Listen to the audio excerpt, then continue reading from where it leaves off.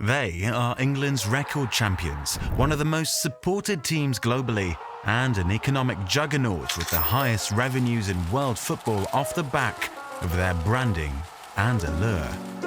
But in the summer of 2022, this financial superpower in the form of Manchester United declared an unthinkable annual loss exceeding £115 million. For a club of their aristocratic history, seemingly endless resources and global commercial appeal, how can a stellar name like Manchester United post such staggering negative figures, threatening their short and long-term prosperity?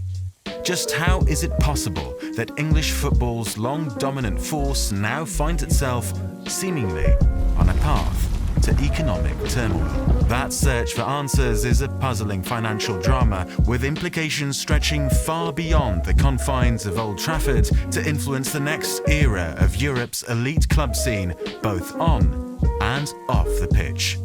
After dominating the Premier League under Sir Alex Ferguson for over 2 decades, United have faltered since his 2013 departure. Last season, United recorded staggering losses exceeding £115 million, the net debt rising above £500 million. So what explains the monetary issues for England's biggest club? Well, it stems from successive failures to qualify for the lucrative Champions League. First under Ole Gunnar Solskjaer, and then during Ralf Rangnick's tenure last season.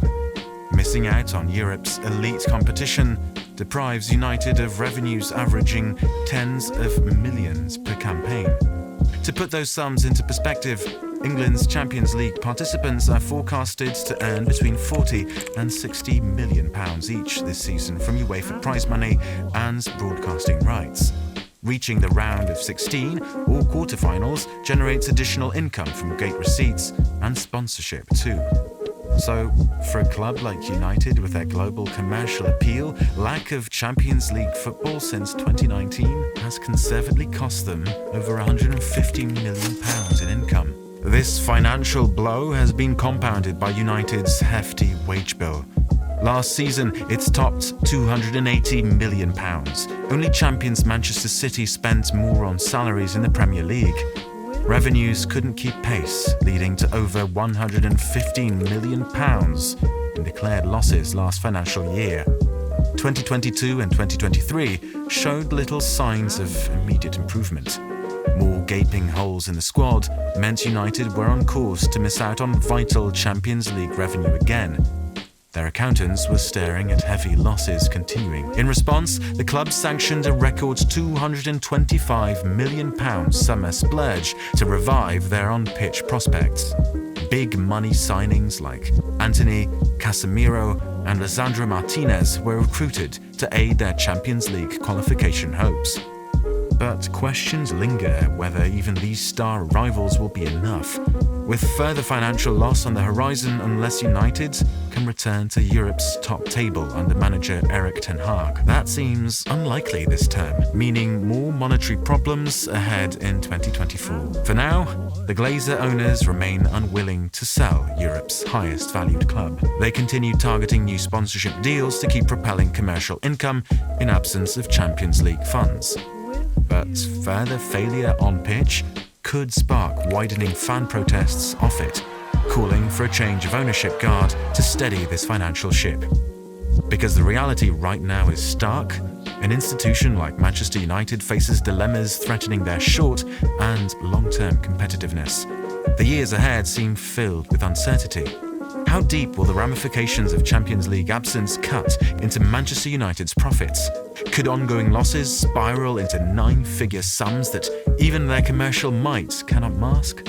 And how long will the notoriously impatient fan base tolerate languishing behind rivals Manchester City and Liverpool without returning Manchester United to England's summit? For decades, the club proudly boasted financial figures as impregnable as their best defences. But absent the riches of elite European football for 3 consecutive seasons now, United find themselves weakened, hitting obstacles unthinkable during previous eras of dominance. Can their aristocratic history and vast resources fund a revival back to prosperity?